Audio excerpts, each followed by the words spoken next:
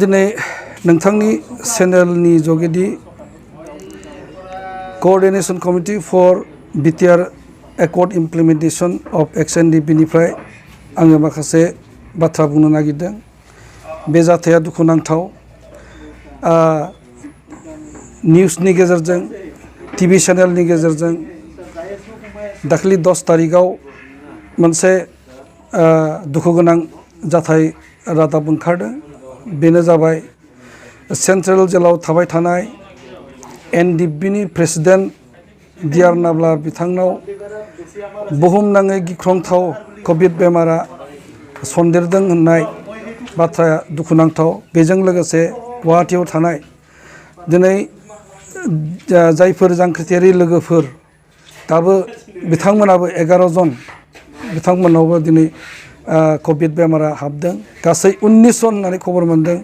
बियो दुखुनांथाव आरो बेबादि सेन्ट्रेल जेलावबो बेबादि मोनसे गिलु बालु कभिड बेमारा जुदि साग्लोबबायबा बेवहाय थानाय मानसिफोरनि जिबननि खुनु रैखाथि गैया।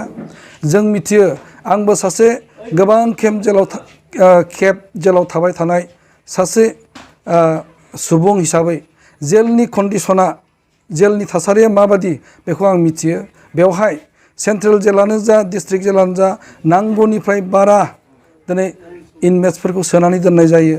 बेवहाय खुनु मोनसे कन्ट्रल आरो बे कभिड बेमार जेराव बुंदों ससियेल डिस्टेन्सिंनि बाथ्रा खुनु दिना जानो हाया। सासे वार्डआव सासे दिनै सासे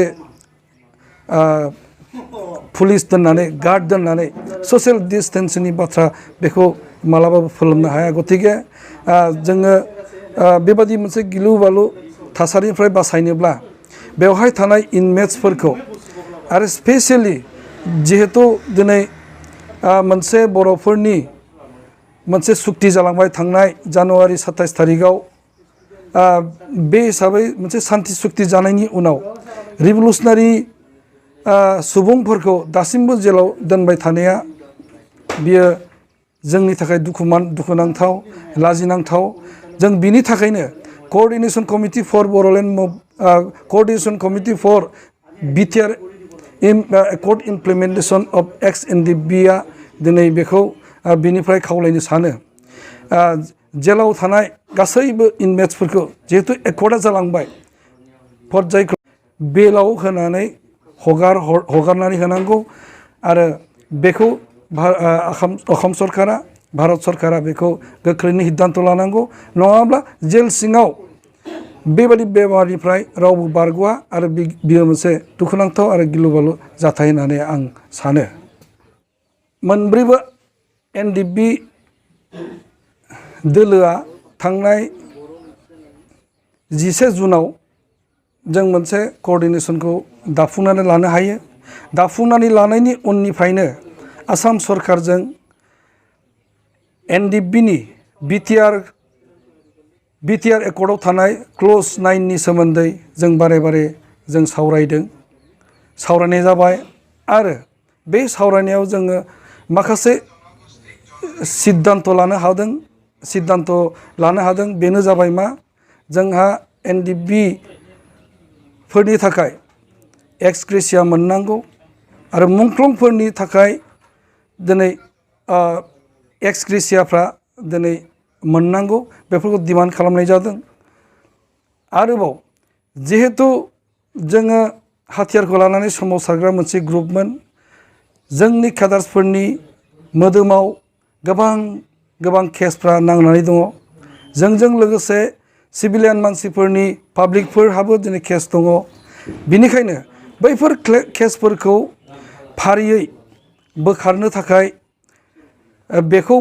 थाखाय आसाम सरकारजों सावरायनानै मोनसे सिद्धान्त लानो हादों आरो बे रायलायनायनि मोनसे फिथाइ महरै गोजौ लेभेलाव मोनसे स्टेन्डिं कमिटि आरो स्टेट लेभेलनि मोनसे कमिटिखौ दानानै लानो हाबाय आरो बे कमिटिनि दारै गासैबो कनसार्न कर्टफ्राव PP एपइन्टमेन्ट होनायनि बाथ्रा दङ। दिनै बेखौ आसाम सरकारा इमिडियेट खालामनायनि खोथा होदों आरो इमिडियेटलि केसफोरखौ फारि बोखारनायनि खोथाफोरखौ दिनै आसाम सरकारा दिनै गुरुत्त होनानै बेखौ खामानि मावदों। खिन्थु दिनै बेफोर जि मोनसे आयेननि प्रक्रिया बियो गोबाव जागोन। बेबायदि समाव बेखौ नेबाय थायोब्ला दिनै जेल सिङाव थानाय जायफोर इनमेट्सफोर बिसोरखौ जों बेबायदि प्रक्रियाजों जुदि दिहुननानै लाबोनायनि खामानिखौ मावनो सानोबा बेयो जानाय नङा। बिनिखायनो बिनि सिगां जाहाथे रावनिबो जिउआव खैफोद जाया, जिहेथु मोनसे एकर्ड जाखांबाय, पिस एकर्ड जाखांबाय, बे पिस एकर्ड जानायनि उनाव जिहेतु पर्यायक्रमे जेलाव थानाय मानसिफोरखौ हगारनांगौ। हगारनाया आसाम सरकार भारत सरकारनि खामानि।